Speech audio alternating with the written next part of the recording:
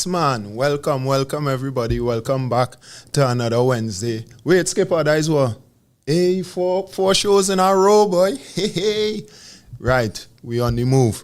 Welcome to International people, where we take a look into, have conversations with, and learn from the experiences from the lives of Trinidadians living out, Trinbagonians living outside of Trinidad, interacting in various fields of endeavor, and moving back and forth as well.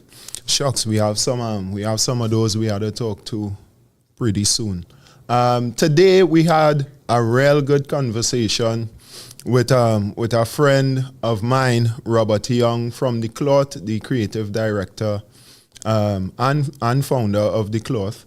As a matter of fact, we just finished edit the episode. It was half hour ago we finished talking to him. So we went down to the wire today. It wasn't really a photo finish, but we're here now. So with that said, we had to jump straight into the interview because we had a good full discussion, and we will finish just about with enough time to make room for the show that coming up next. So I hope you enjoy. Please, people who watching this, even if you're not watching it as we broadcast now, right? When you're watching it, you're hearing this message now. When you're watching it, just like and subscribe and leave a comment, leave a question, because like I said, what we're trying to do with every guest is get them back in studio live so we could ask them those questions and continue the conversation. So I would love for you guys to be part of that. It makes us feel good, and it helps the algorithm once they see, activity and people joining in. So, and we having a conversation. So it can't just be me and the other people. So for Lena, I'll be in the comments. This is our pre-recorded interview, but I'll be coming back after, and we'll have a little chat and intro the next show that's coming up. So let's go. Hey people, welcome to International. As you can see, I have a friend waiting here to talk to me, but he's very weathered. He going to smile just now, but he's very weathered.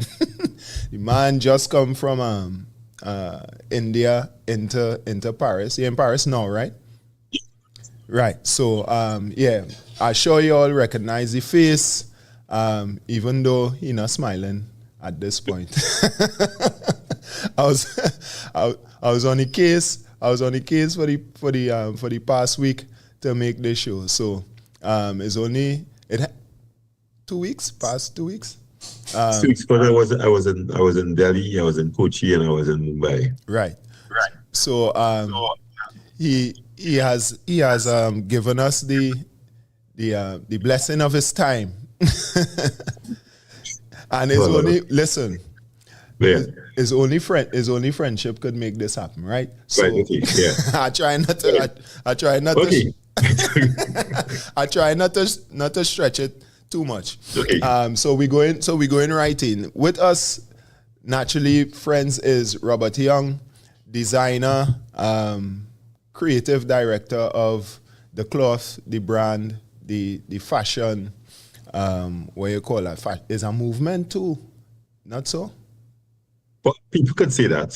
I wouldn't say that. But why don't you just say what people could say what they want. Right, yeah. You don't have to repeat it.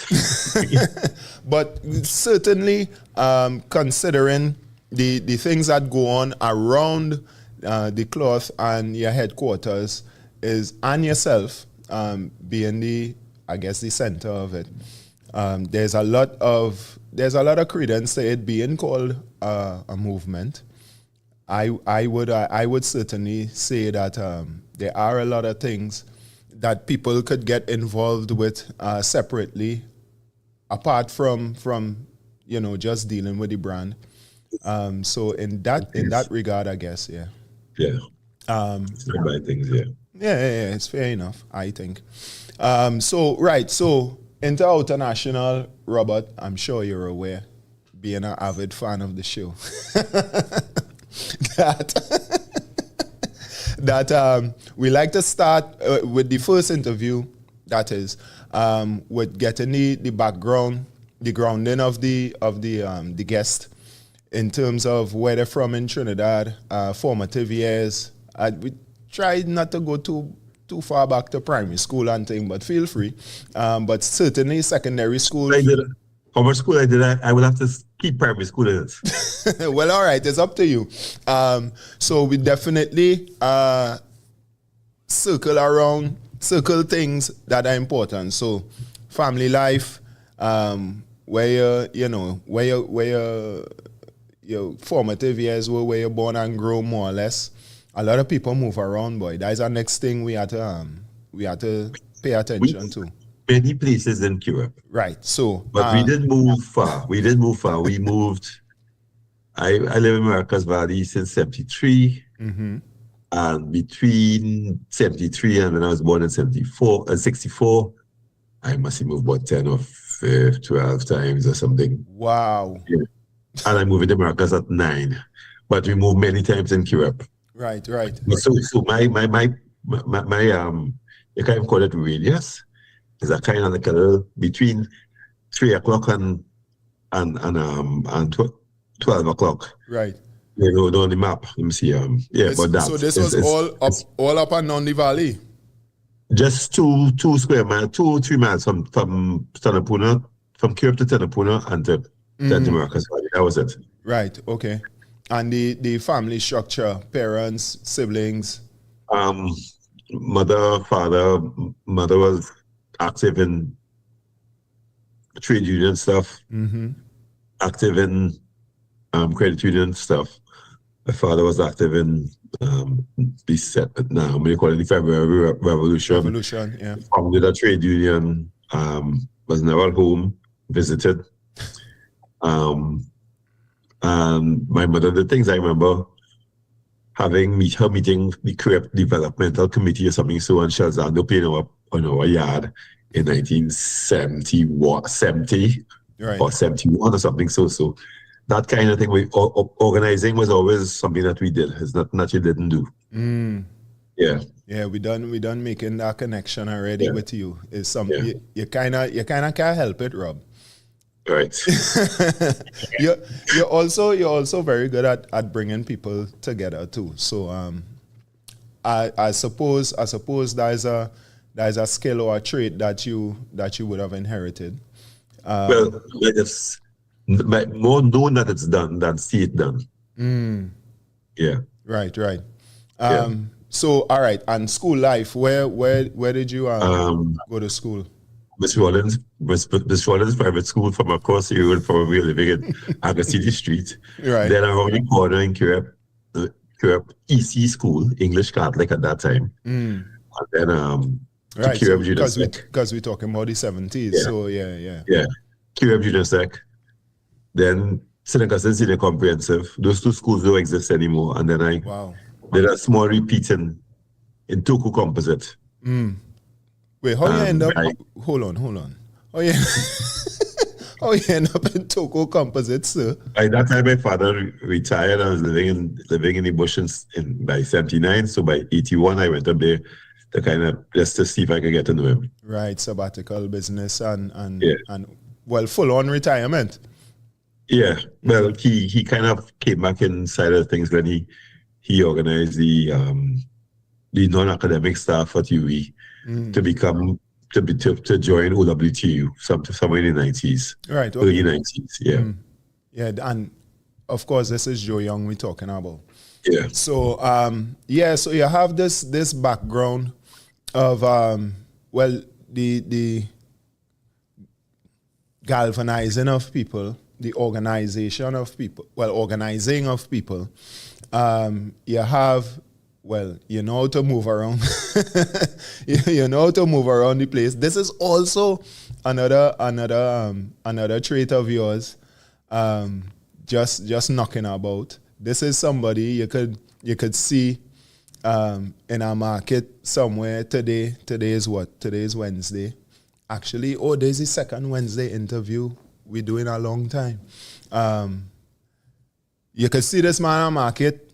You could see him on Charlotte Street. He loves a Charlotte Street.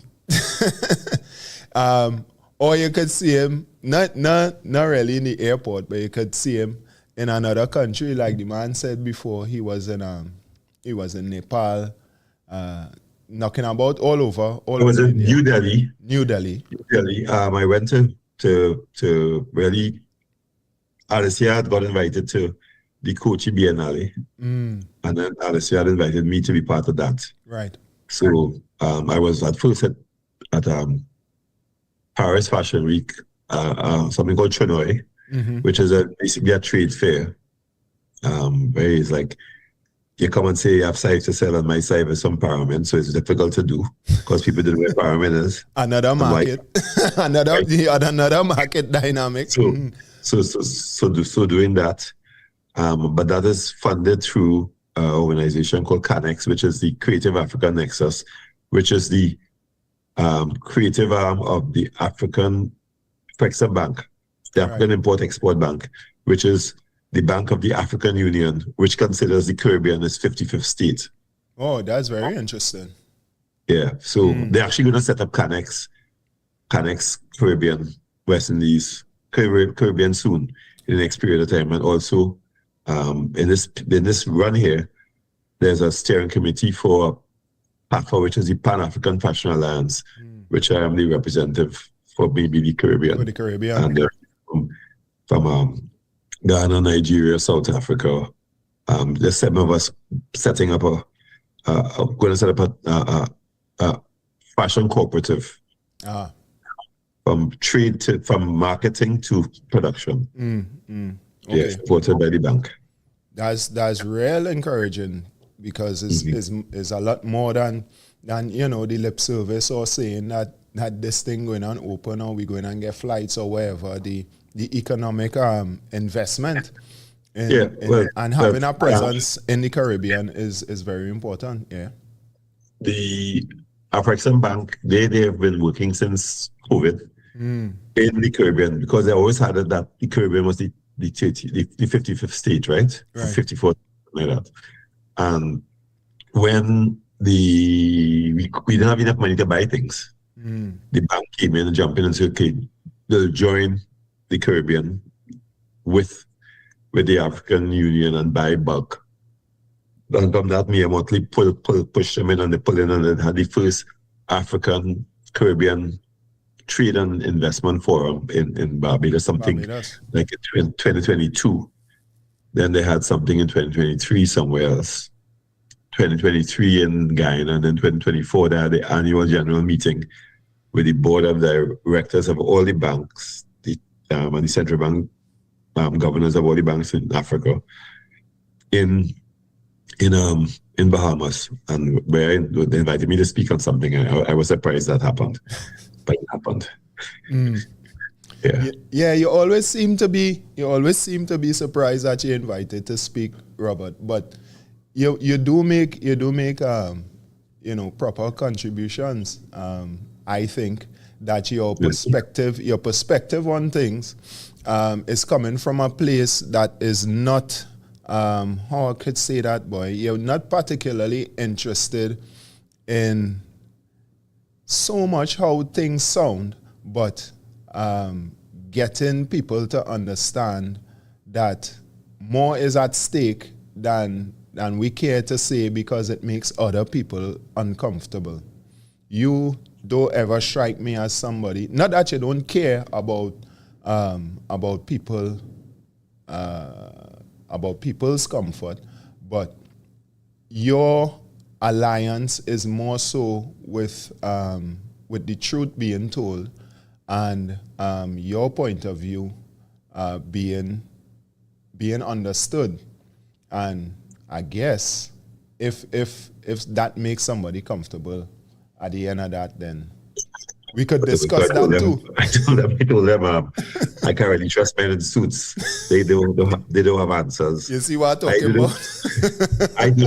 about? I don't know what we're doing, and for sure, them they know what they're doing. The attempt, but Right. the attempt is that we can't use the architecture of where the doorways are set up first to enter and exit. What has happened in the space that made us who we are, and who we will, is cracks. It's passing through spaces where you're not supposed to go. Where we push ourselves through. Yeah, right. And or you end up falling through because you didn't know there's a crack there. Yeah. Right. So I think a lot of times is that. What is the other side? You see, so and you would say that in a forum as a guest speaker on the microphone to the entire. Right, the only people that came and tell me that what made sense in some way was the Maroons and the Boba Shanties. Well, look at that. That's good enough. That's good enough company. But the Rastas, the Rasta organization. Yeah, that's good enough company to have behind you.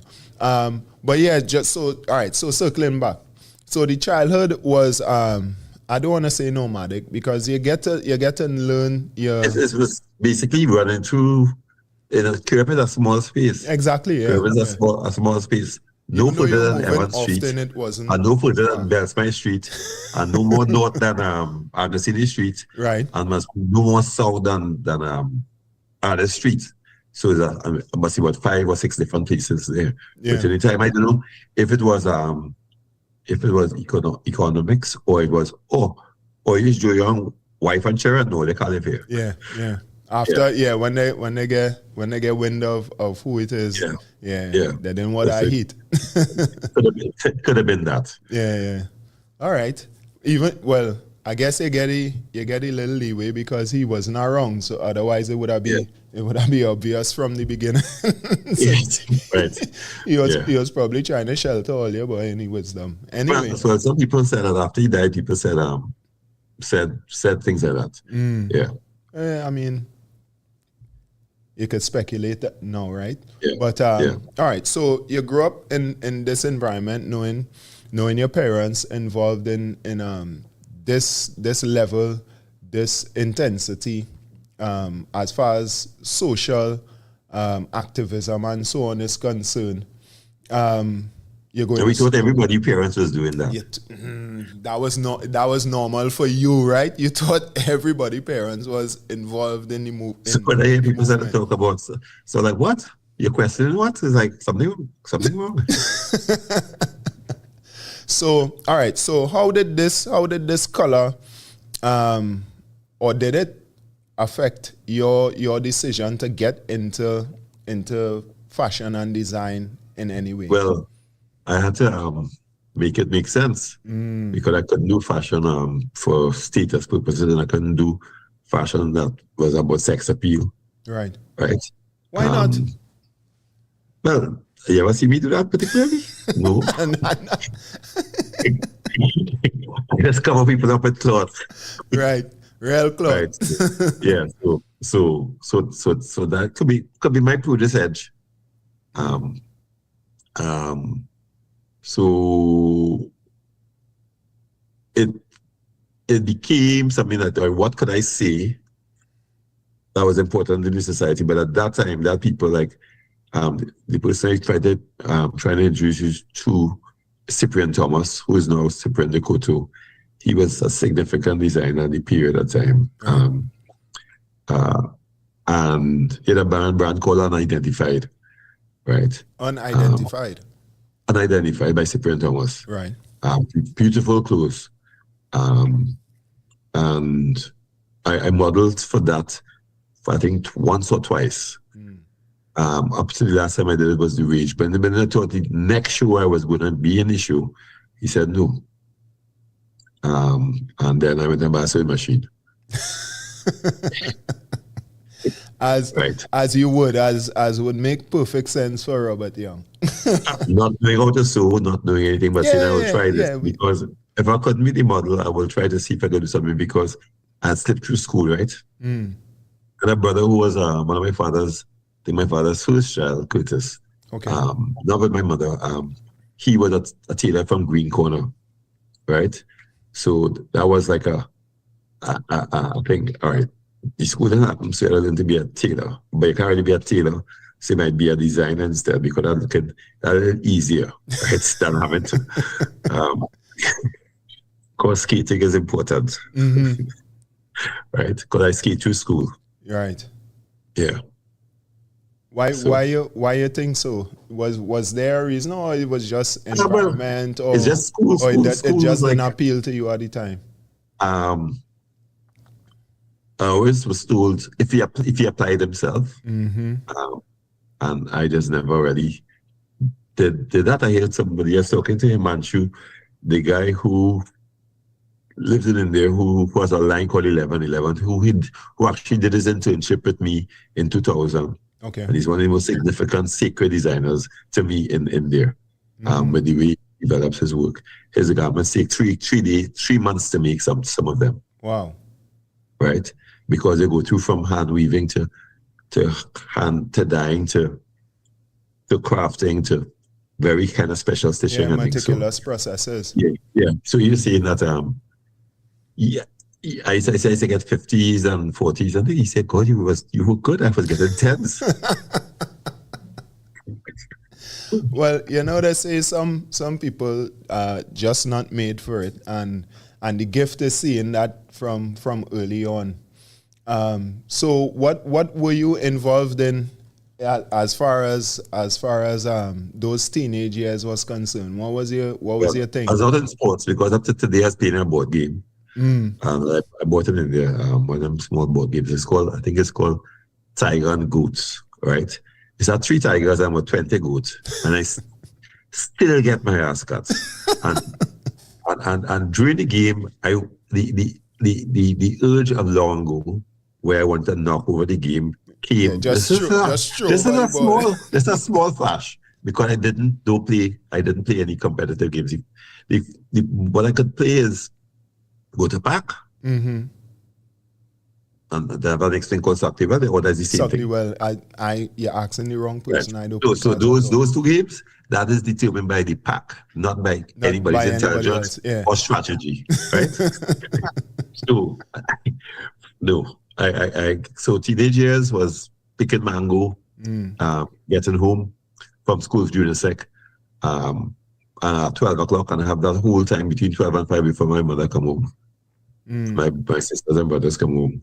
I have space to roam the whole mountain in Maracas, get cuts in my foot, do all of that. Yeah, because it would not have been as populated as it is now, or built up at all. None of it seemed to be creative. There's no kind of none till possibly remember possibly 14 when we ended up making a mask in school. And I came home and put on the mask and realized that people were actually afraid. Really? Right? People are afraid. People in people's homes under their beds and things who do live there, not coming on because this thing is outside, right? So that's when I started to realize like I should cover my face and be. So since then I've been all carnivals unless I was in somebody's band, my face was covered. Right. Okay. UV 81. So I tell stories. I can't do the chronological storytelling. I have to kind of loop it. No. That's fine because even more so, you're connecting the dots directly. So we could see that these are aspects and facets of your life that would have read ahead in the early years and just stay with you until you tap into that creative vein and the memory brings something to you and it's like, hey, the mask, hey, thing, this, that. So you get the sewing machine. You get the sewing machine. Get the sewing machine and then and bad mind. I made some shirts to I don't know how the shirts were made, yes, but things were made.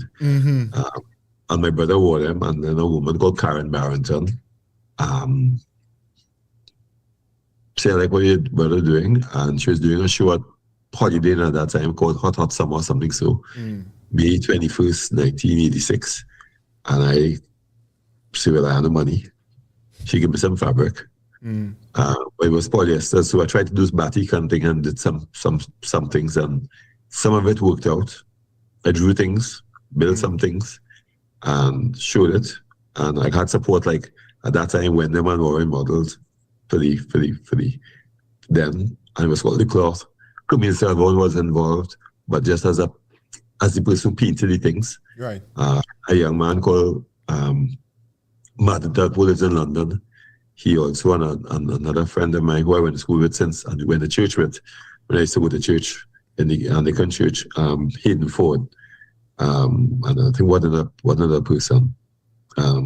So I must be saying it, but anyway, I had support from those people from since the beginning, right? Because I attempted to do something called Trinidad Tent Theatre, but when Trinidad Tent Theatre, right? That Helen Camps campaign used to do, or Helen Camps, that used to be in the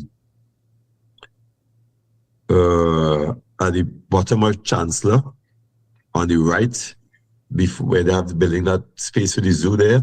Right. Okay. Right. Down so the this kind of is there. lower than horticultural. Yeah, just at the entrance. So you entered it from the part the road that runs parallel to the Savannah. To the Savannah. Yeah. You entered there and along the Chancellor. So there a big tent there. Oh, I know what you're talking about because the rugby club was behind there as well. Right. So I tried to act. Moving the goose, Robert Young, because of possibly hearing the Beast voice, I could sing, and nothing could come on because one of the stories I have about singing. As much as you love music. Yes. I was in Miss Rollins' choir, and she told my mother, Robert can't be in the choir. And my mother said, well, if Robert can't be in the choir, Rachel can't be in the choir. That's my sister. And she said, no, she won't Rachel in the choir. So she said, you could be in the choir, but you have to mime. So anybody who thought that they're doing what you call it, lip syncing. Lip syncing. I doing that since 1969.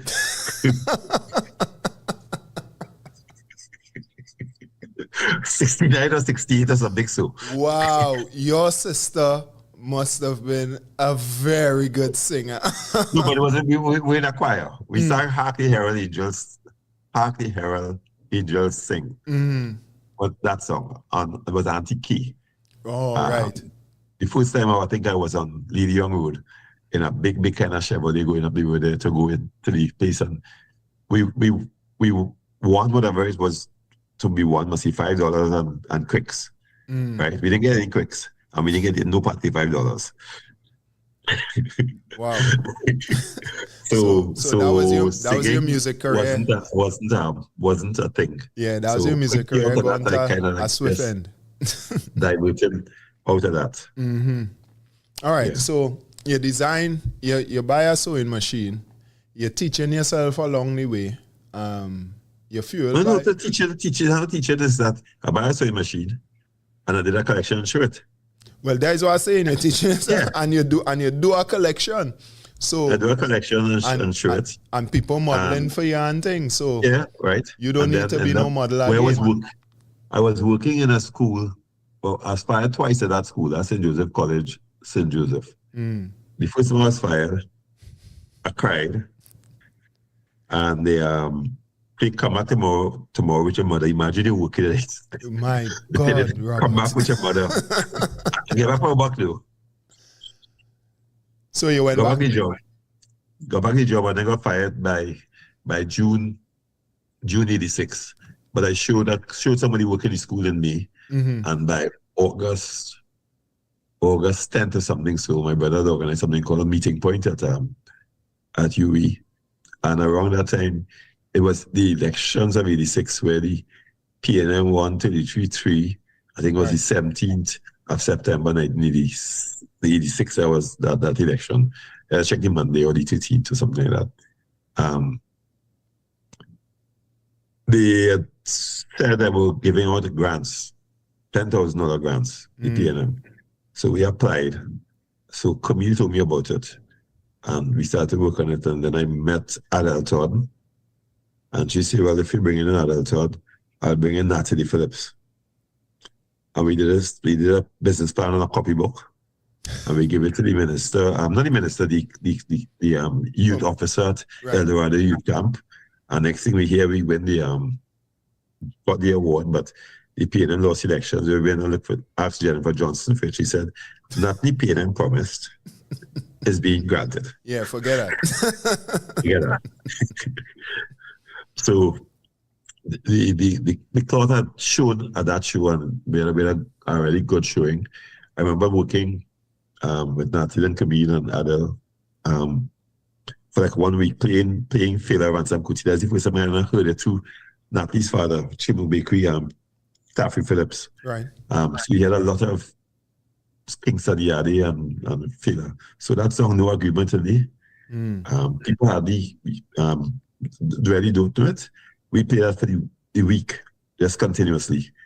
But seeing things cut made, shown, and next thing end up in the front page of the papers, that was interesting. It was kind of weird. Yeah. Right. And we kind of fumbled along that year.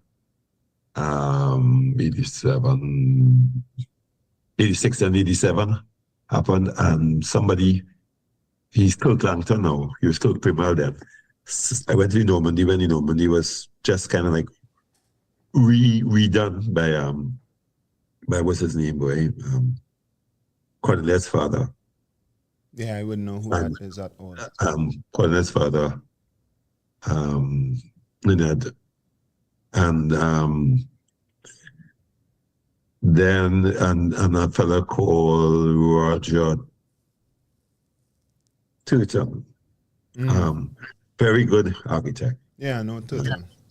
Yeah, but that's Gary Turton. Gary, it's Gary, yeah. Right. The name Turton, yeah. Roger died. Roger designed the Normandy and did other significant works. Villa being, that's Roger's work too. And so he was an interesting man with interesting ideas about the Caribbean and things. And when we ended up getting in a shop there with Catherine Chan's sister, Lauren Chan. She had a shop called The Tangent with Cyprian Thomas. The same designer who kick you out the show. Right. No. Let me count.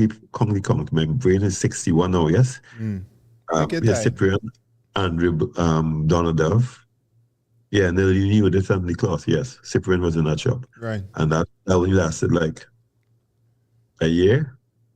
By end of 80s, by 88, we had the shop on our own.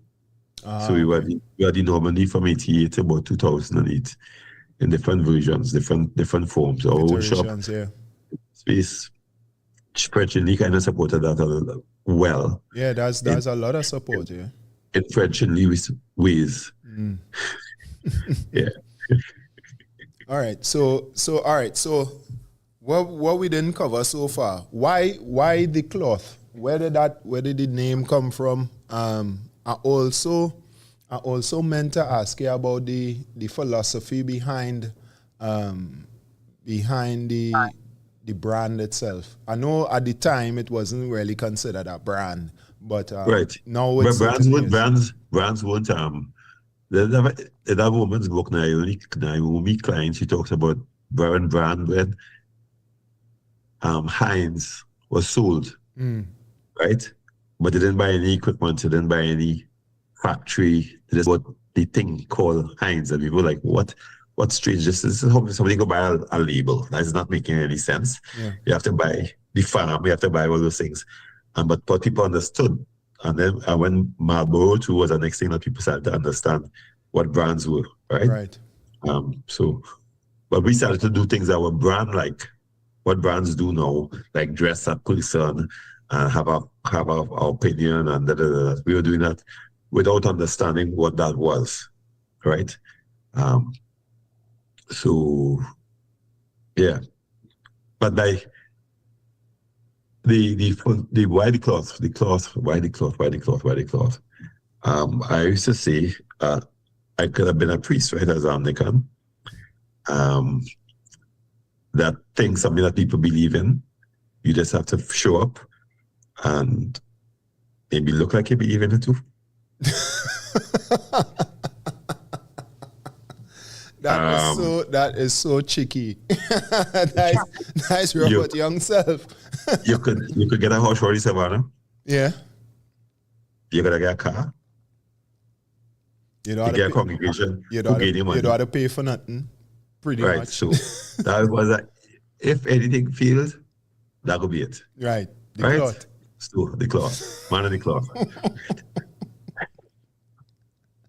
Well, thank goodness you never had to find out. There's right? still a possibility.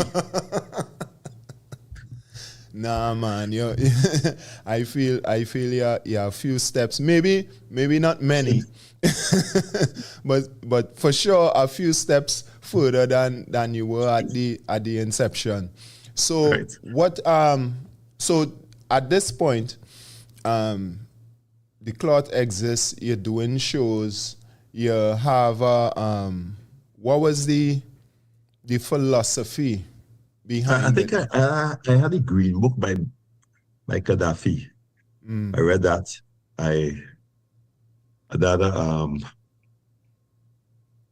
Paula Morgan, and my brother's in university sociology, and another chapter by C.L.R. James or by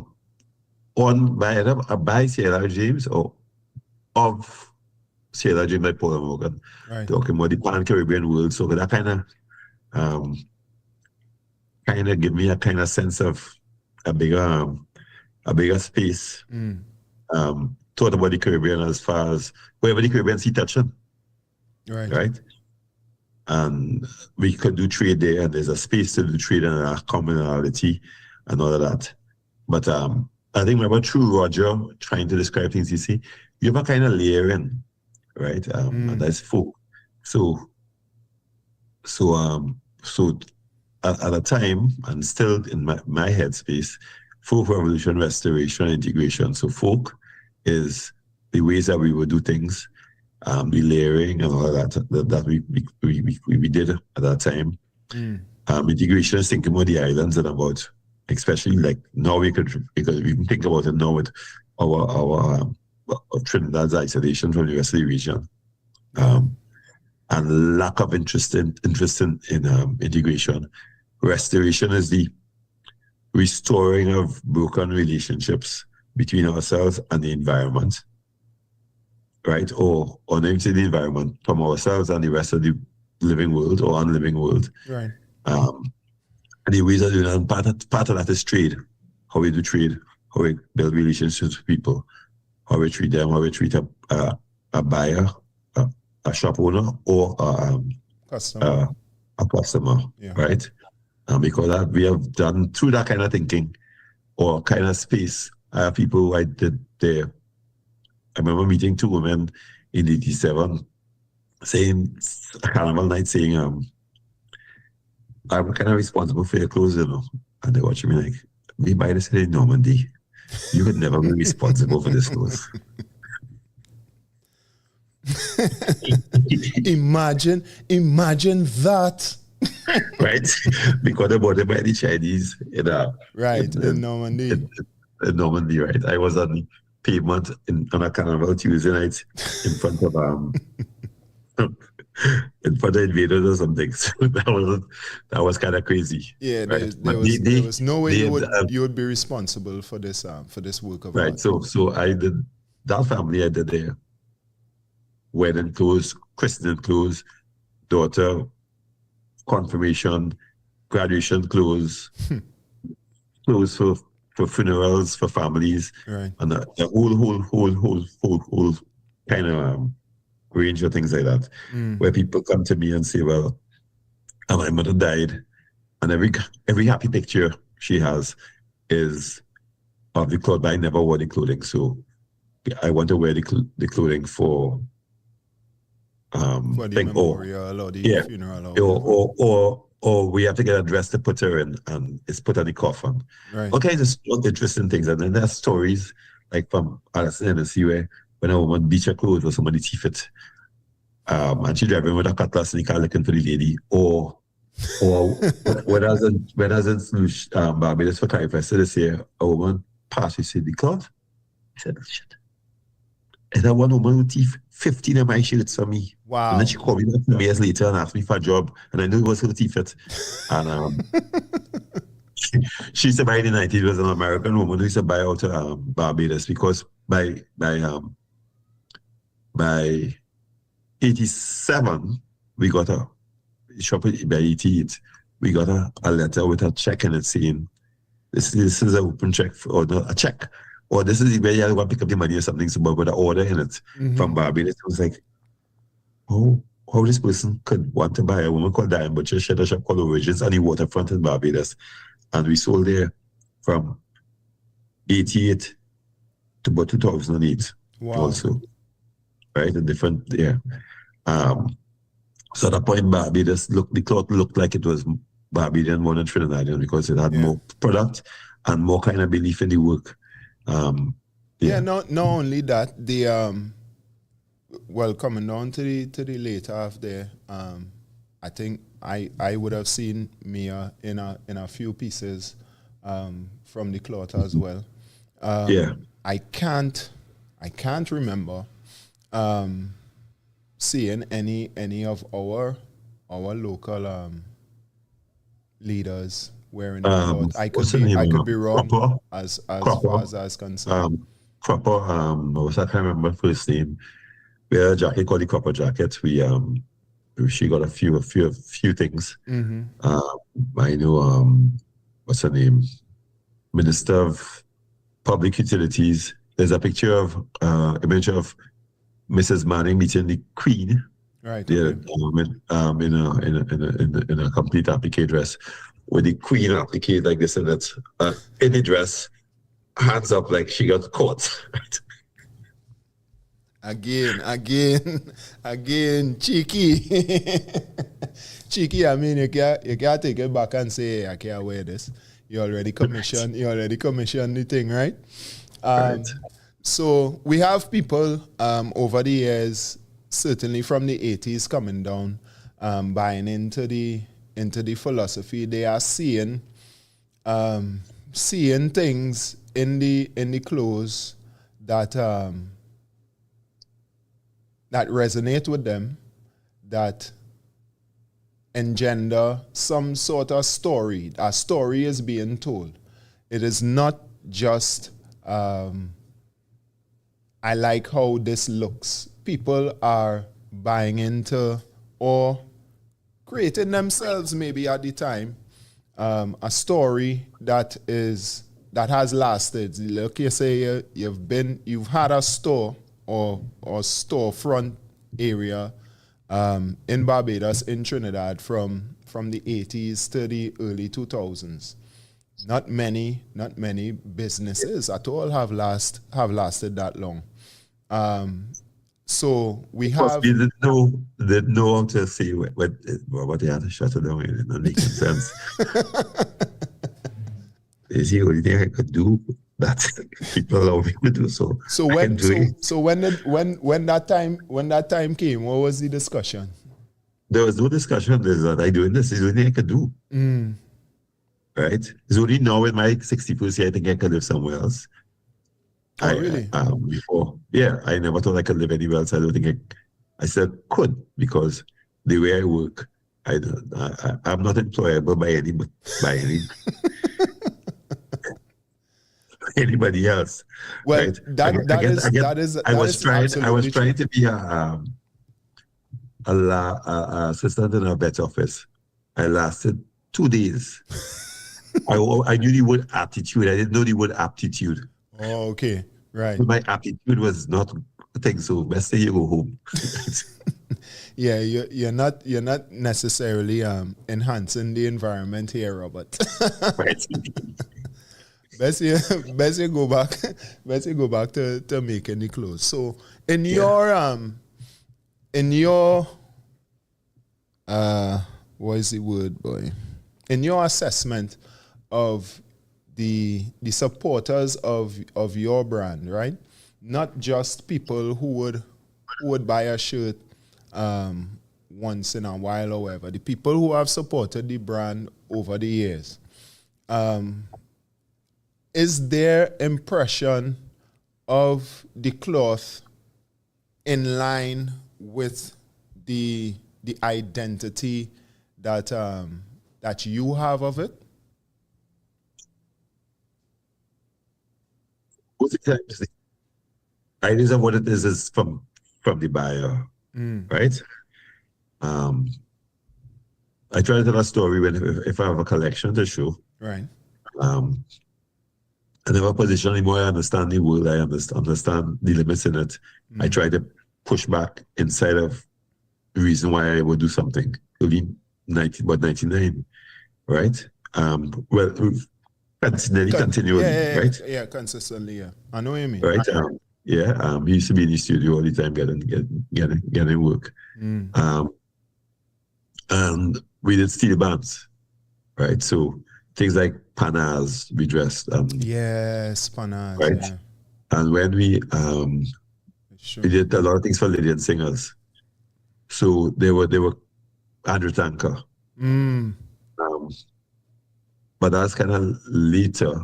But the first steel band we did was Skip a Bunch. I remember. I actually have an image of when I went to Barbados to do a pop-up the other day. A woman came smiling and she said, I want you to see this. She had on a shirt from 1988. Wow. Right? And then she brought a dress the next day. Or a dress the same time.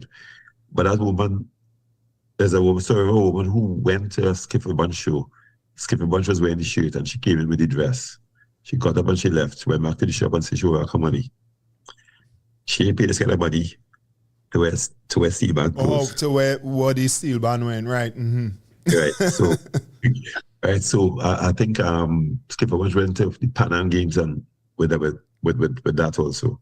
Okay. So those kinds of things happened.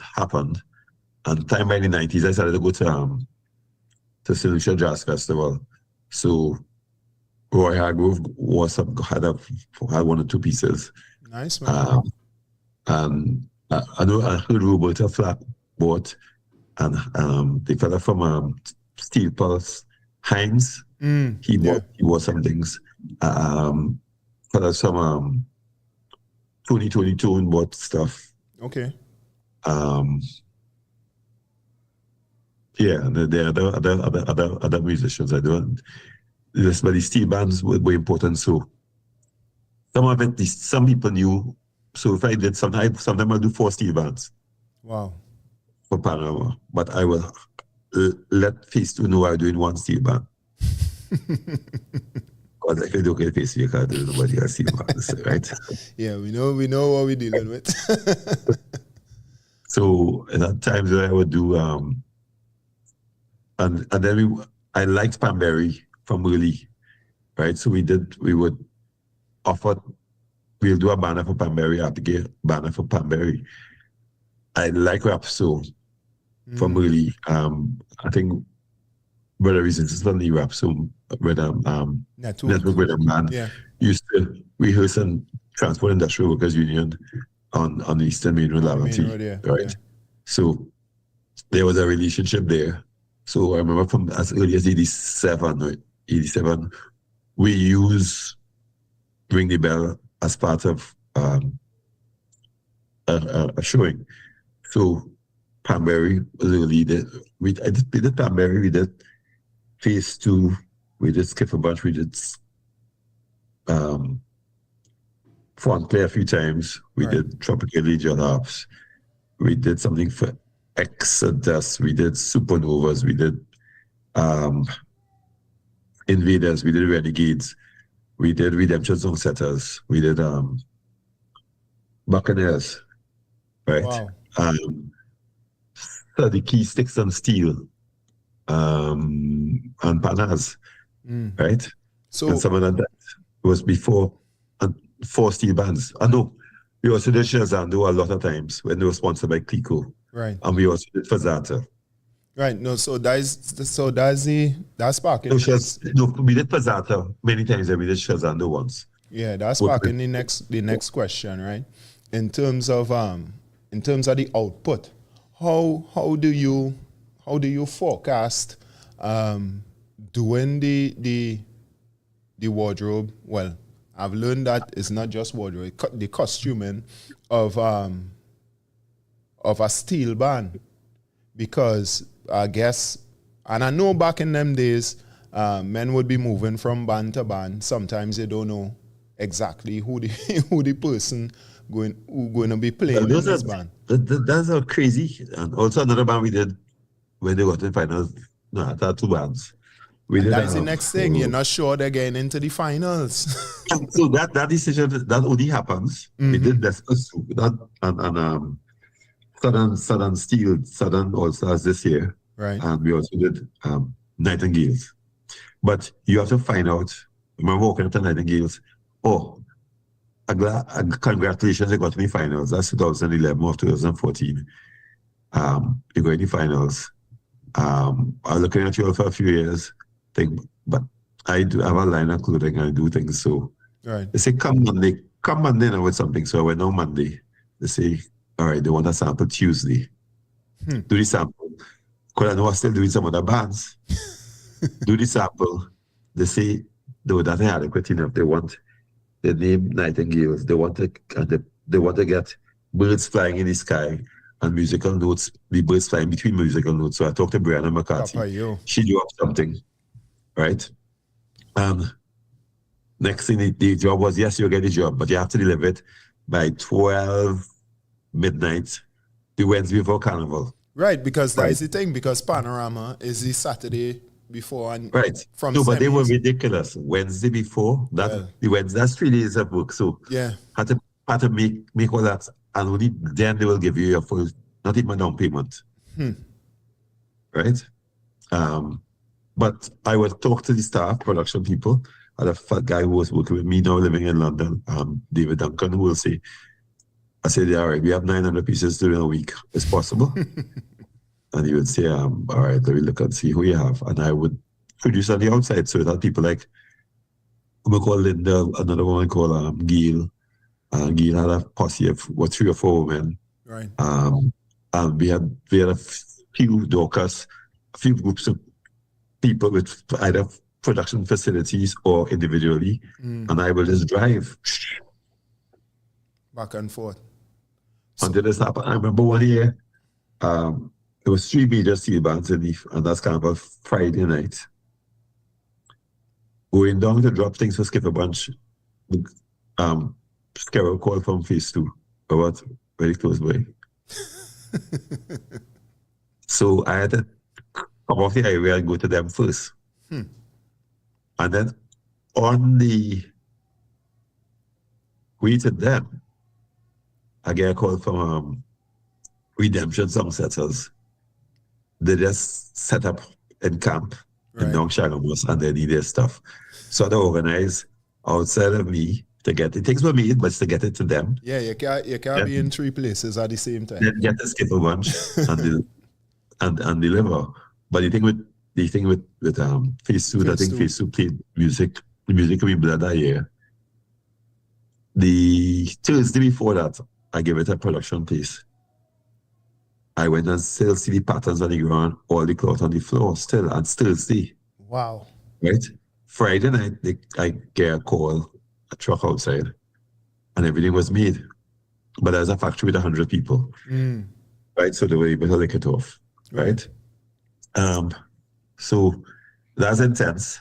And there sometimes there were 1 or 2 fall throughs that did happen. Like they talked, they convinced, they said they would give me the work Thursday before Carnival. Panorama. Thursday before Panorama, and I say, yes, I'll do it and try. And things. It didn't go through. I know one designer, and one year was doing Skip a Bunch, and they weren't sure. They were going to give it to this other designer that Invader say, who we going to?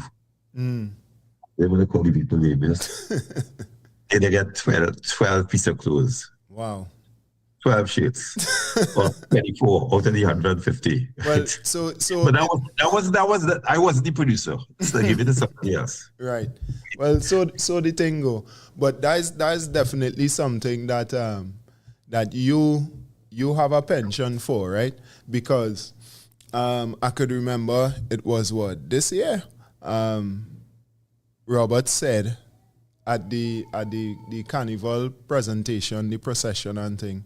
He say, well, this is the presentation for this year. Is Tanti Mass. Ting. We're going to do this. We're going to do that. It's our open mass camp. You come in, bring your materials, and at Juve morning, we go have costumes. Something like that, but it's a Tuesday mass that we actually went out on the road at 5 on Tuesday afternoon. The man say when Not the because it was- time come, we will have costumes. Don't worry on yourself. It was a black mass, and it was too hot to be on the street.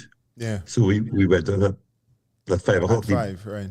The players said, okay, this is when we'll move. Yeah, makes sense.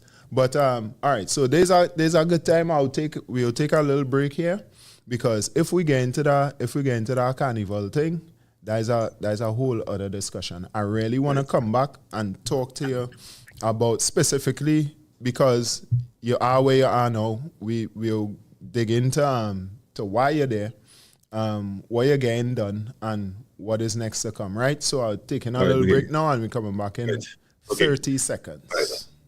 Need to raise funds for your next creative project, event, or invention? Or maybe you or a family member are raising funds for much-needed medical treatment. Now, you can get started raising that much-needed cash via Donate68.com, the newest 100% homegrown crowdfunding platform in Trinidad and Tobago. Donate68.com accepts donations from all major credit cards, but not only that, for those without a credit card, you can use your everyday Visa debit card to make donations. So log on today and create a campaign for your next passion project, startup, or cause. Share your campaign with your community of family, friends, and supporters to get the financial backing you need. Donate68.com, funding your culture.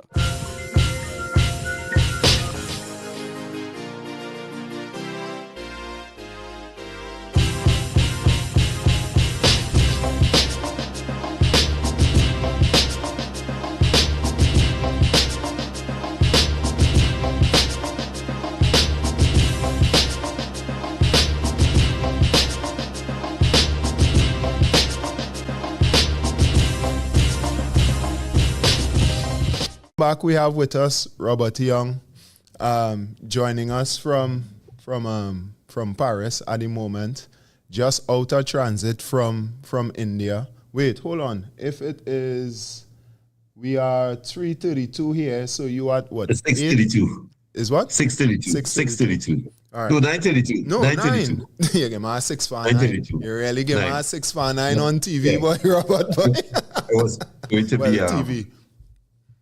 because I was at New Delhi yesterday. Right, yeah. That was interesting. The Biennale was an interesting thing, and what we did, we carried I carried the mass from this year, and a video that I and Jason Nordin worked on that projected like a 15-foot wall. Okay. But the carried Moko Jambi with the hope that we could find stealth workers. Oh. So we that found work stealth out? workers. We found stealth workers. They came in from some village somewhere in Kerala, out close to Kochi, or out of Kochi, because they had to leave at a certain time. Okay. And they said they were very tired because they came from far. But that's stealth walking they do is a different set of stories than we do. Yeah. They tie their feet into these stilts. They have no shoes. They don't do shoes. No. Wow. Tie them. And the strapping is elegant. Wait, so Right. so their feet On are the like at an angle no, or they flat put on top on the a platform. Right. Right. Oh, okay. Right. and there is a piece of canvas, hand-woven canvas that is below it. Mm-hmm. They wrap twice, I think, and then they go up on the stick and they wrap. Right. Okay. Wow. And then they turn to the string and they tie a knot and a bow. Yeah. So that taking not only the movement but the weight of the stilt itself. Yeah. Yeah. Yeah. Yeah. How they come up with that, boy? But it is all on what the technology we generated. Yeah. Because I was watching at Corella is a very interesting place. It reminds me of Trinidad a lot, or the Caribbean, right? I saw some kind of religious characters, people dance and they say they become divinity. There's a pool with knobs in it on one side, and the person puts their ball of their foot and they toe around the pool. Okay. And they could go they jump up to one level to the next. The more the manifestation, more when the person more in a state of divinity, the higher they go up on the pole. And they walk with the holding the pole. Right. But their feet are they make to around the pole and they're not holding on the ball of the foot. Nothing further than that. Wow. So they have when I used to walk stilts, I used to use bamboo, but hold the bamboo on top and have like three or four joints up. Right, okay. That's what I want. But when you fall, you just drop on you pull your foot off on your arm. Yeah, you jump off and you just Yeah. So I came to Paris first for the Chinoy trade show. Right. And after that, I went off to Delhi, then went off to Kochi, then went off to Mumbai to see the partner of the guy who did his internship, Shazal Piro, which is nearly one of the most successful fashion brands out there in there. Yeah. And she's selling at least in 300 shops. Wow. Right. And the work is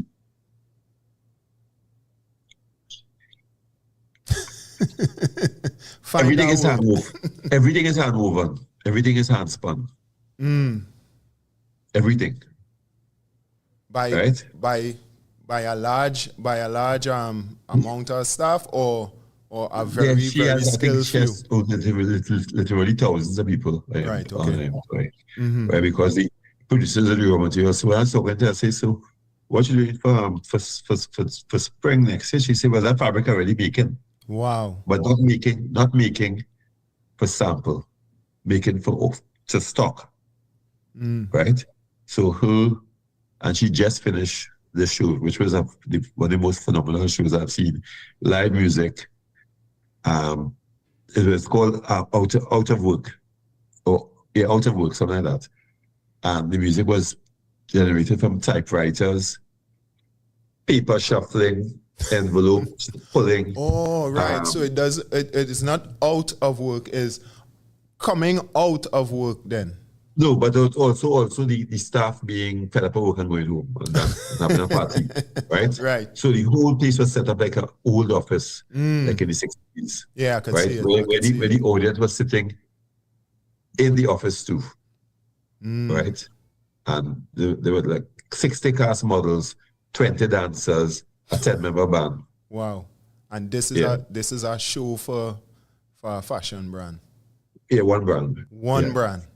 Yeah, but she closed the fashion week. So she's very, very, very good. I think they may visit Trinidad soon.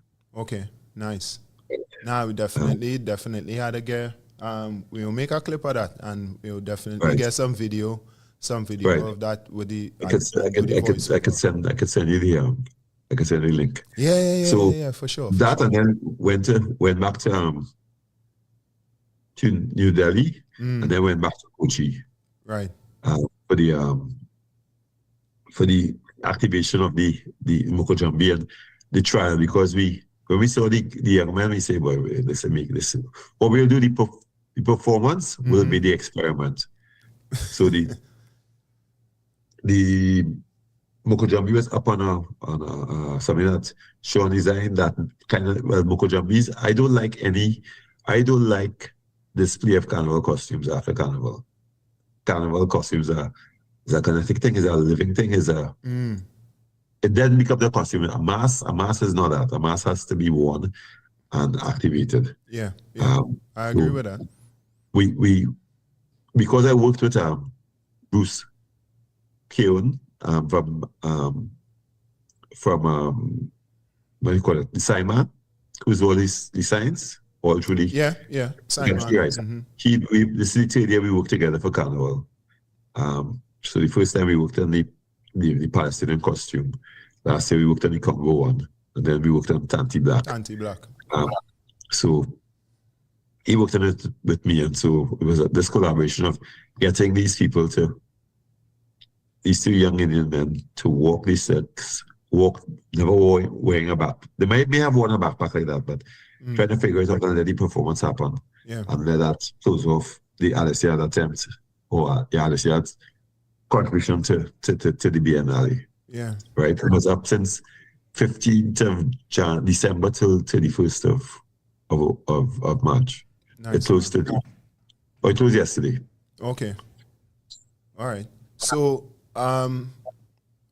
before the break, I was saying I want to come back and we kind of start doing it, talking to you about where the brand has taken you, where you have seen as a direct result of your involvement in the cloth. I know you're not all about the world. Try and remember. A big part of it was having a bag on my back with clothes in it. And 50 years in my pocket. Right? So that was United States. Sometimes we were just to go to the States and sell to in people's homes. I remember meeting, but selling it. It's just do pop-ups before they were called pop-ups. Before they were, yeah. Right?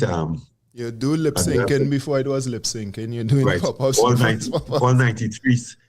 So one in Harlem, one in downtown, one in Washington, New York University, and then another woman's house. So I'll just find spaces and do it, and they'll sell it at $5,000 US.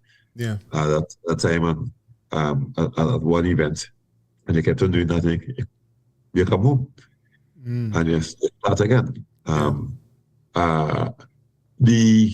We got some formalized things from that stuff with the Barbadian lady origins, but Cave Shepherd started to buy. Nice. And I was like, interesting to get orders that size. We sold it. If you're making clothes for pan side, that shouldn't be ice. Right. No, but there's a different quality then. A different quality then. So we sold in Grenada, I remember, 1992, 92, 91. So we got offer come to Grenada for just before Christmas and no pop-up. So we did that, and then we found two shops wanted to buy, and one shop we chose Tikal. But these people had a palace in Grenada. Serious, a palace in Grenada. This family that owned some large insurance company in the region. Right. Okay. And bouncing up that kind of that you only see in expats around you or immigrants that don't look like how we look as immigrants, immigrants when we travel. So going through those things, there's a shop called in Palo Alto, Adventures of Jerusha. Jerusha was a lawyer who ended up starting to do fashion. We sold through that. So that I went to in 98, so started selling Potsdam, Germany. We went to a massive trade show with 5,000 boots. Yeah, of different things. So it was tendons, that's before China became part of the World Trade Organization. I think so. That's pre 2000. Right. Picking up some orders from that. So, but there was always attempts, and then they had the Caribbean Gift and Craft Show that supported what we were doing. That was kind of Caribbean Export supported that, but also they went off on a tangent of all right, we're not doing craft, we're doing design. So we're going to stop you from doing craft, and not understanding that that's basically the same possibly thing. One person telling you to do it, to extract, that's design, and to do it clean enough that it can be repeated. But I remember when I was working at another consultant who said he had some beautiful work made out of Colombia. Mm-hmm. When he came back, every piece was made differently. The people say, why would you want to make 500 of the same thing? It makes sense. Right? How you explaining that? So I had different business partners and different over the years. So after 89, so and his daughter, who's an anthropologist, we set up a new company, and that became the Cloud Caribbean. Right. And she's the CEO now of the Cloth. I'm creative director and the founder. Right. And so whatever, there's a difference in how we approach things now, because there's somebody who think about those things or attempt to think about them, and that's happening. And that's leaving room for you to branch out and explore more ideas, or less ideas. Maybe giving me a chance to spend more time trying to figure out what it is to be an artist, if I'm an artist at all. Okay. In the world. So one of the good things about consider yourself an artist? I consider myself an artist. Okay. We just got into, we don't have product in Harrods yet, but we would be in Harrods, so the composition is by the end of the year. But I don't know if certain kinds of arms of colonialism or neo-colonialism is interested in what we're doing, is either we do something right or something is... Or something that serves their interests. Right, yes, right. So we're watching, because the other day I suppose I've gone to meet the head of the Connex? The head of the no. There was another organization called Brand 63. Yeah, 63. Mm-hmm. Right. And I saw that. I saw him. Right, that man. Right. As we were saying, I saw him. I make all this. I'm glad I didn't go. But listen, I didn't have my passport in my hand. Rob, and I didn't know what to say if I didn't go. I read in the caption of the thing, because I was trying my best in between running you down across the world to get you to commit to do right. to commit to doing the show. So I say, you know what? I might as well do a little research. So I go on in the socials and thing, and I go on the Google, and I starting to build my folder now.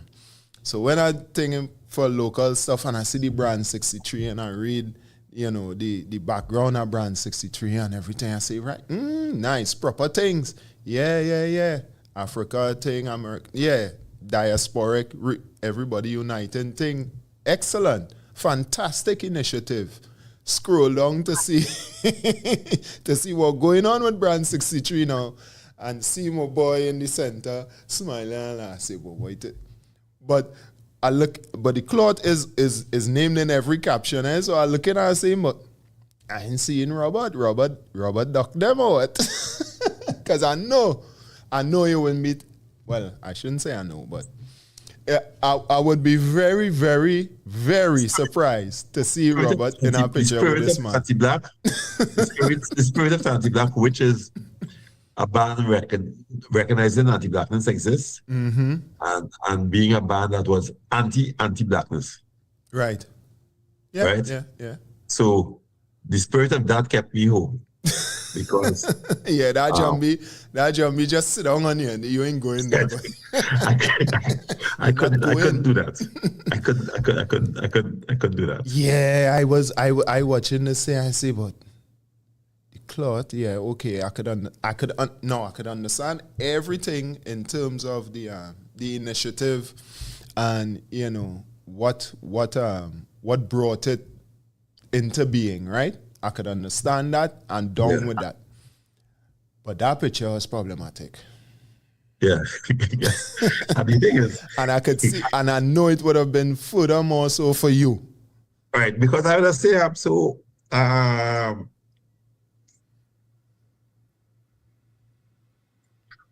reparations will help all the two, you know.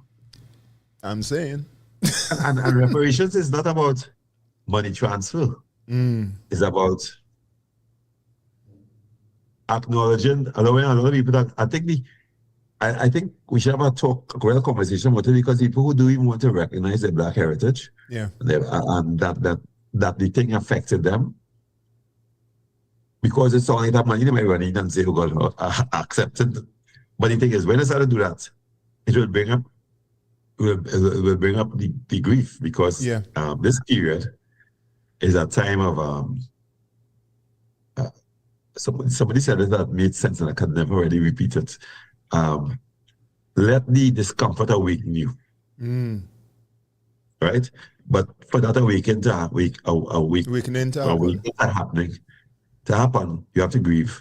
Yeah, because you can't face what's going on in the world. You have to get past that piece. Yeah, and grief is like glitter dust. If you bring in a barrel of glitter dust in your house, it ain't coming out. it will get over everything. Over everything. So that's what it's like.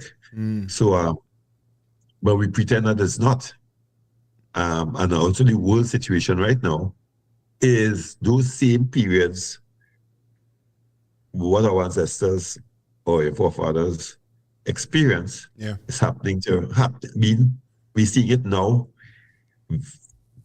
physically, and on your cell phones closest to your brain is your hand is extension of your brain, holding it in your hand, seeing this thing, and having no feeling of power to do anything about it. So I don't even know how. And it's so uncomfortable that even in my talking about it, there's restraint, because the powers that be come after, right? And there is no niceness is no longer or control or social politics is no longer there. It's out naked, right? And how did even Maurice Bishop business happen? Yeah. How did that happen? How that happened? How Cuba happened? How Haiti happened? Right? I remember talking to some woman the other day and they say, stuff like Haiti must be happening now, but we don't know. It would not be public. Right? Well, that kind of hard to fathom, eh? Because like you just said, we have so much of things at our fingertips. It is strange to think that that somebody going through a certain experience wouldn't have access to get the story out. Right, but those stories go when they're out. Once they're out, yeah. The stories are talking about are stories not to be told. It has to be supposed to be acted, done, and then after the fact. So when the Haitian thing was happening, talking about in the early 1800s, yeah, right? That wasn't broadcasted. That was organized, and and done. And And executed. when it was acted, then you get the information of what it was happening. So I don't know what happened in Haiti is what is happening now, but it is done in such a way that the oppressive systems seem to be. You can't openly say we agree with what other people that I know people you can't show agreed solidarity. publicly when Haiti was happening. I support this thing going on, and you open road. Yeah. Because it could have died. You would have died. Yeah. So we're in a very strange situation now, with the same system operating, right? But it's so like laggy, right? That it want to close your mouth. Yeah. Right, and shut down your arms. But the way to do that, to survive that grieve, like this is something is horrendous going on now, and I feel that I can't do anything about it. What does that feel like? How it's stopping you? Where it impacting you in your relationships, right? It is what is happening in the world now is serious. Yeah. And really damaging, because when trauma hits in, when you have a supposed human reaction and you don't do the action. A good example of it is the boys who were down in some cave in Argentina or something, so Brazil, and they put them on the ground. The boys who acted to pull them out on the ground, they're good. The ones who stayed scared and did nothing, who have the post-traumatic work. They have the lingering trauma, yeah. Because you have a physical response to do something and you didn't act on it, so it's there. So it's a block. Yeah, then it didn't escape, right. It didn't go anywhere. Right. So all of us, like when a bird fly into a glass, it will drop on the ground and it will eventually shake and get up. If you hold that bird and you pet it, it dies. Right? Because the energy of the flying is still there. Right? So sometimes we have actions in our body that we need to do something about this. Yeah. And we immobilize that it is not safe to do. So we have to, that's another piece of work that we have to figure out. Yeah. And when I say grieving is crying. Yeah. Grieving is showing feeling terror of acting, right? You do it from all kinds of ways, right? But it's something that we have to relearn, especially as men. So, all right. So, Robert, where do you suppose, or what do you suppose is the result of that energy not going anywhere, or not coming out at the time that you have the impulse to act and you don't act? What happens to that energy? What happens to the psyche of the person that it is affecting? You see what we're looking like in the region? Yeah. Whether we look at what we're looking like in the world, you see what the state of men, right? Our ability to show that what we feel in something is well, I saw a strange video which started with a man saying, you know, if you had a shower naked, that you're gay, right? So you had the shower. Right? So you have to be every single activity, because boys in school or university say, if you run through school and get a degree in 3 years, people question their sexuality. Right? So boys doing 5 and 6 years. I know people in 7 years doing their first degree. Yeah, but right? But why? Uh, University because expensive. Who paying for learning that? is not gendered. Learning is not gendered, right? And that girls do these things. Boys don't do that. Bad man don't do that. We don't do that. So that is why less and less boys are one of the reasons Achieving there's less and less boys. academically. Yeah, they're not, because if you try, you are threatened with galeness, sissiness or something.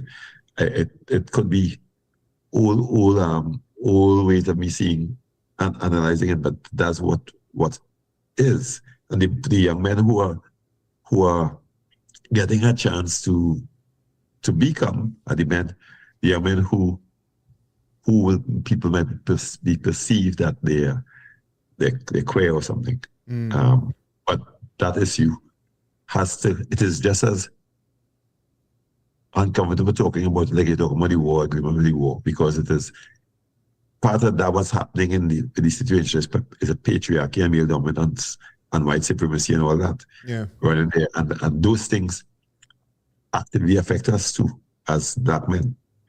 Right? We act just like white men act around black people, but we act so as men around women. Wait, people. I didn't get that. Sorry.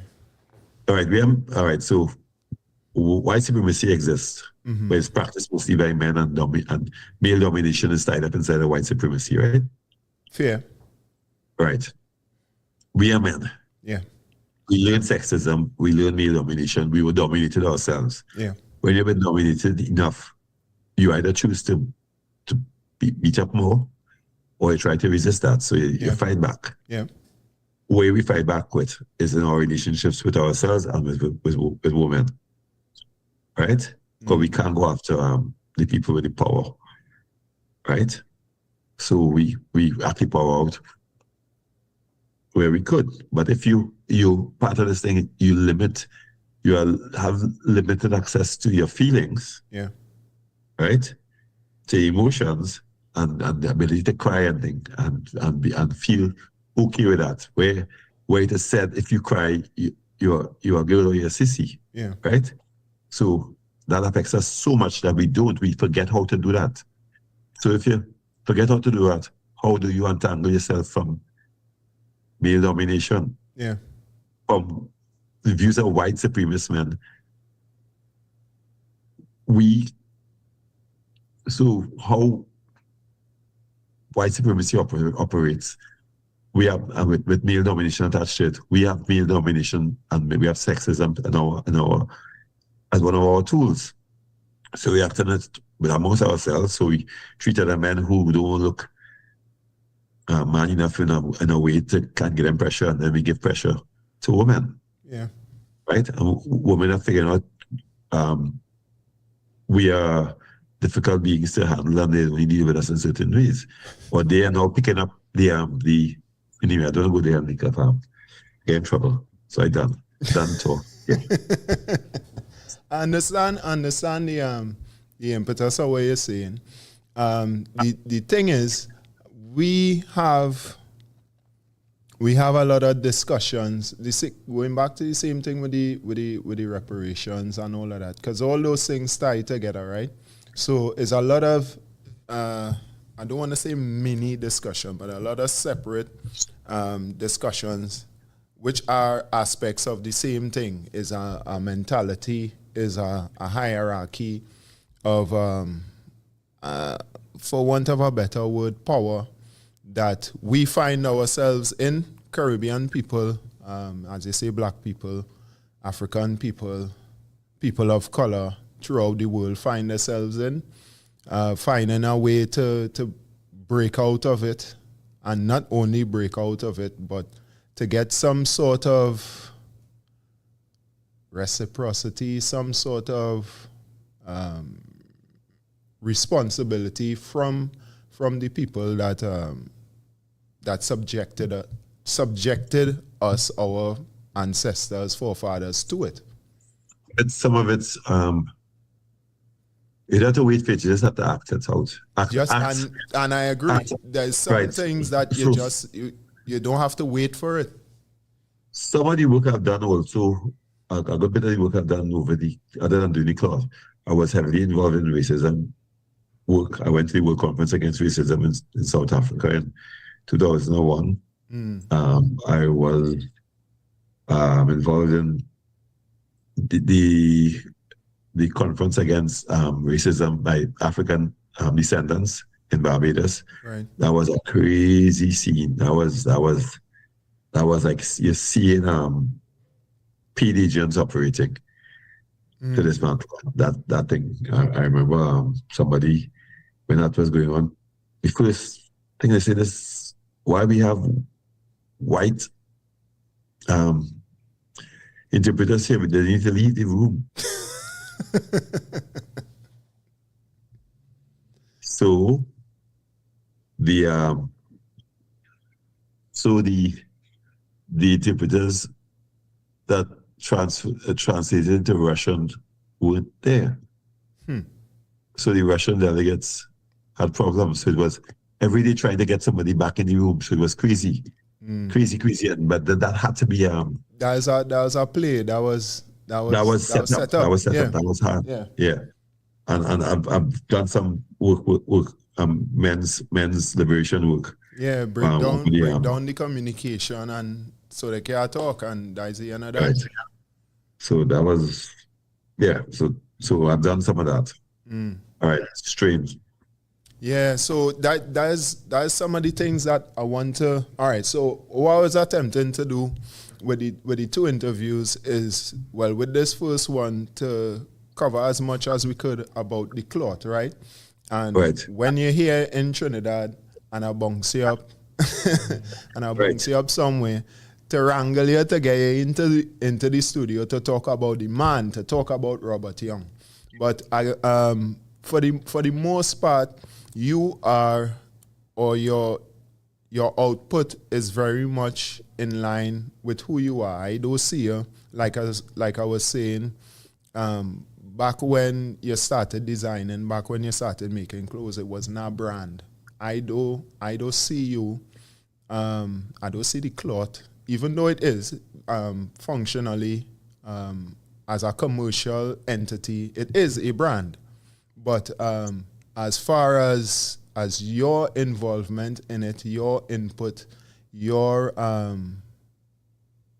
vision for it, I don't see you thinking of it or treating it or presenting it as a brand, as just a thing to buy. The following that you have, the support that you get, the goodwill that is extended to the cloth and to Robert Young is not something that is not fly by night. Look, you getting invited to speak and to attend these meetings and these trade shows because of the longevity of your work. See, sometimes somebody get invited, and I happen to be the one that get invited this time, right? So these things, the shows, because Pedro Dini was the first person to be involved in Canex in the Caribbean, then was mailing. Right. Then I went with Poland. There's a woman out of Jamaica who goes to the show in New York, right? But the cooperative, I don't know how it will work, but my vision for it is that it becomes more sort of worker-owned cooperative, that we try that out. If our ancestors could tell us anything, if they could speak and say the way business is set up is not how it should be set up, let's think about it differently. Yeah. What models could be thought about? It can't be that you as an owner and you find this to suckle all you could get. And when you could do that, you're good. We have to think about how people are employed, right? And how try something where people could employ themselves the same way, So how to do that collectively is, you have cooperative that don't have to be one cooperative for everybody. But I've been talking about it since the 90s. It's hard to even think about when I talk about it and say, I want my business to be a cooperative. Yeah. But the, people doing the accounting stuff watch me like they're mad. Lawyers can't even think about it. They can't, because why would you give us the working person, they might say, ownership, uneducated, but I think good means side of that.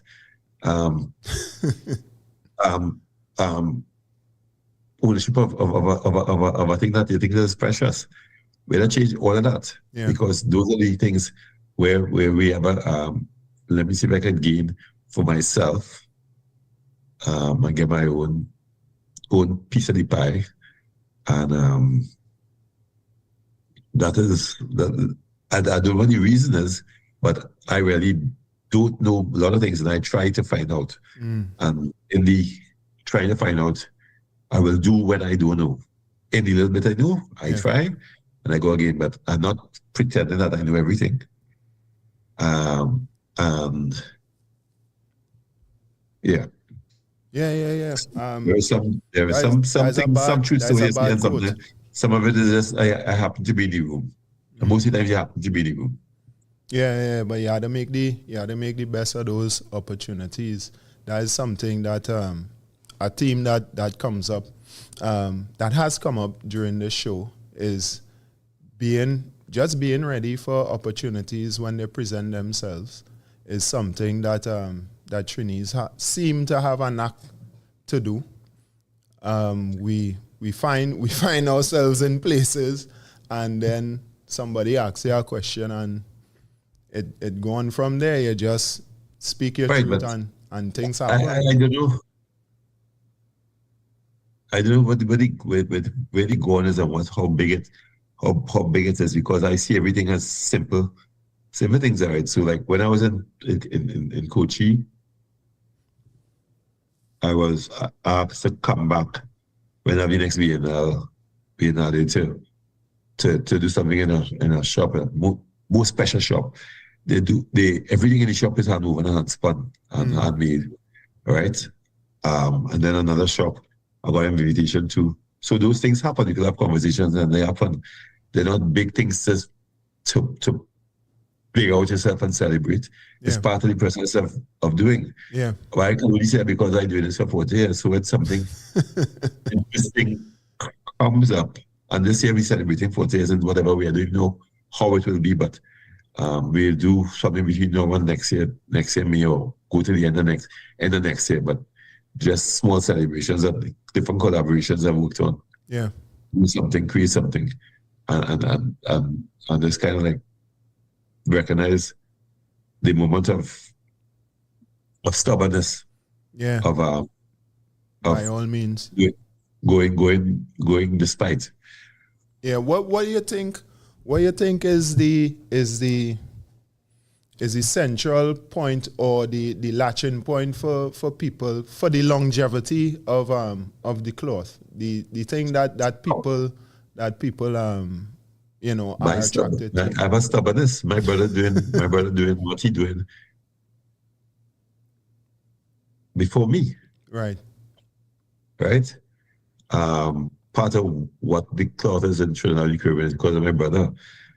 He's organizing shows and all that. That's Richard. Richard, yeah. But people just things. I know people just do things, right? You doing this, I'm glad you're doing this, and we figured out I don't know what you're doing before this, but this is a public doing. Yeah. And I'm glad. I'm glad you're doing it, and people do. Wendell does, and we kind of worked close for a while too. Yeah. So it's a place that there's possibility, right? But also that could be from a place where the privilege of knowing, trying, thinking that you know how to do it, because some people just don't know how to do it. They're like struck by this because they get tired of the branding business instead of the doing, make the work, let somebody wear it, let somebody hear it, and don't get tied up in all the other frills of, because brand is, somebody described it as having an emotional response for somebody, right? And if somebody could see the build of it, they could develop some emotional reaction to it, liking it or don't like it. But they have a connection with it. It kind of resonates. Around a brand 68 thing, if you watch the post, they have all kinds of interesting things under that post. Yeah. On with people's view of what they think is going on. Yeah. Yeah, brand 63. And my end here is 10:15, but really, if I come from Delhi yesterday, it is really Nah, your sleep time all over the place. in the morning. Your body don't know what's going on. But yeah, I go lay you off. I go lay you off in a little bit. So when next we meet, Robert? When hopefully I get you to come in studio.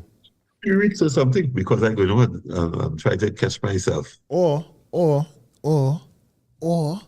we could come by you. I think we could We have a new shop, We have a new shop too, Because we had to try some location things. So I feel you could come to Belmont, or you could come to the new shop at Carlos Street. We have a new shop right next to Mailing. Number 8 Carlos Street, yeah. Papa, you're in the big leagues now. It's a small shop. It's a 300 square foot space. All right. The headline says we are now house at the clothes new home. We have a room in the new home. It's just a room in the home, but a home nonetheless. But we could specs it out and see. We could do a little location thing, get out of the school studio. Definitely. I'll leave you with that, because we had a dissect and really investigate a few issues, a local thing, a foreign thing, and I want to develop some questions to find out what is making it tick. So yeah, thank you for your time. Thank you for the patience. and not telling me, Valdez, here what's going on. I real busy, and I moving from country to country. I can't handle this right now. I'm never really busy. I am I'm never really busy. Yeah, I mean, I know I could always get invigorate into doing something different. So yeah. I appreciate the time and attention. We'll talk when you come back, and we'll do the location. You will be the first. The cloth will be the first location we'll do. This is the first time I travel with 1 glasses, and yesterday I threw a suitcase on top of it. Well, this is my first pair, and boy, I almost deal with them a couple of times, so I really skittish about that. When I take them off, this time if I watch it, wait, but that's not below this thing, man. Yeah, boy. When I take them off, I put them far away. So, so yeah. Thanks again. We'll talk, because I had to break down this thing and edit it up and thing and all kind of wildness. So it's not coming out today, right? Yeah, it's coming out in 1 hour and okay. Bye-bye. and 42 minutes. Right, okay. Just right. Go message you when it up later. All right, okay. Bye-bye. All right. Yeah, man. Yeah, so yes, man. So that was the nice talk we had with Robert there. I really salute him. Oh gosh, I didn't know I wake him up. But yeah, man went through two different time zones. And still made the commitment to come and join us. 3 quick things before we go. Big up, man, like simply Rahel. Thank you, Rahel, for staying with us. Thank you for contributing. I'm working on something. I will work on something for you. Yeah. 2, apologies for the little break in transmission we had earlier that pushed us this far back. We know what happened. But the feed went down and we were able to get back up. So thank you to those of you who stayed with us to this point. Hopefully it's not too bad for the people watching it later on. Donna Dove, I met Donna Dove. She was mentioned as having participating in a storefront with Robert back in the day, and I met her the other day. And she did ask me if I know Robert Young. So, I don't know. Yeah, that is it. We making some room for the midweek zest with Nelly Katoy and DJ Shots. They'll be on shortly. We really need that little zest. We need to shake off some nerves there. So thank you for joining us. We'll see you next week on Inter-Outer National. I don't know who we're going to be yet, but that is the fun in the game, right? So later, Skip, we gone.